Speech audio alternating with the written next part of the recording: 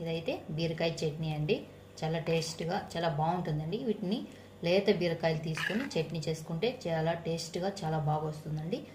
ఒకసారి మీరు ట్రై చేసి చూడండి. ఎలా చేసుకోవాలో చూసేద్దాం పదండి. ప్లీజ్ మన ఛానల్ని ఫస్ట్ టైం ఎవరైనా చూస్తుంటే లైక్ చేయండి, సబ్స్క్రైబ్ చేయండి, మన ఛానల్ని ఫాలో అవ్వండి. ప్లీజ్ లైక్ చేయండి.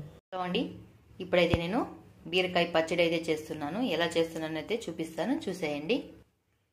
ముందుగా బీరకాయలను అయితే ఇలా కట్ చేసుకొని చిన్న చిన్న ముక్కలుగా వాష్ చేసి అయితే పెట్టుకోవాలండి.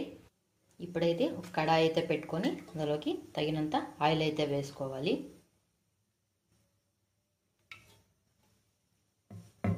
ఆయిల్ వేడెక్కాలి.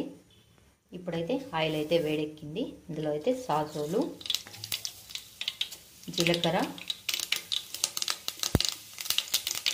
కరివేపాకు, ఎండుమిర్చి తగినంత అయితే వేసుకోండి. పచ్చిమిర్చి కూడా వేసుకోవచ్చండి. నా దగ్గర ఎండుమిర్చి అయితే ఉంది, ఎండుమిర్చి వేస్తున్నాను. ఇందులోకి ఉద్దిపప్పు, శనగపప్పు రెండు వేసుకోవాలి. దోరగా వేయించుకోవాలి. ఇది కొంచెం వేగిన తర్వాత వెల్లుల్లి రెబ్బలు అయితే వేసుకోవాలి. పోపు అయితే వేగింది. ఇందులోకి కొంచెం నువ్వులు అయితే వేసుకోవాలి. నువ్వులండి. ఇప్పుడైతే ఇదంతా వేగిపోయింది. ఇప్పుడు మనం ముందుగా సిద్ధం చేసుకున్న బీరకాయ ముక్కలు అయితే వేసుకోవాలి. వేసి బాగా మగ్గాలండి.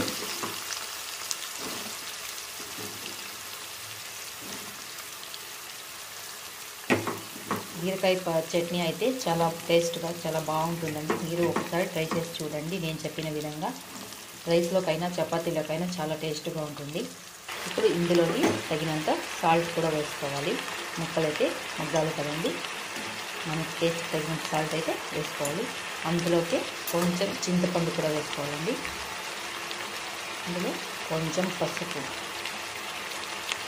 కూడా వేసుకొని బాగా కలిపి మిక్స్ చేయాలండి. మగ్గిన తర్వాత అయితే ఎలా ఉంటున్నది చూపిస్తాను. చూడండి ఎంత బాగా అయితే మగ్గుతున్నాయి. ఇంకా చాలా బాగా మగ్గాలండి. మగ్గిన తర్వాత అయితే చల్లారిన తర్వాత మిక్సీ అయితే పెట్టుకోవాలి. అంతేనండి. మన ఛానల్ ఎవరైనా ఫస్ట్ టైం చూస్తుంటే ప్లీజ్ లైక్ చేయండి, సబ్స్క్రైబ్ చేయండి. అంతేనండి. బీరకాయ అయితే బాగా మగ్గిపోయిందండి. చూడండి ముక్క చాలా మెత్తబడిపోయింది. బీరకాయ కాబట్టి తొందరగా ఉడిపోతుంది కదండి.